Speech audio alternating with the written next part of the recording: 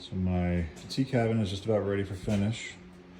I still got to get glass for the door. I have hinges coming, so I'll install those maybe tomorrow. And I've got to make some pulls for the door and the drawer.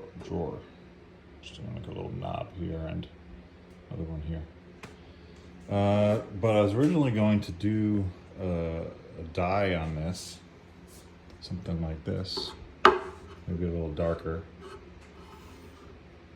But now that I see it, I kind of just want to oil it, which would be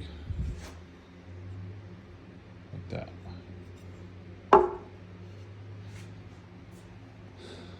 But I can't decide. What do y'all think? Dye and oil or just oil?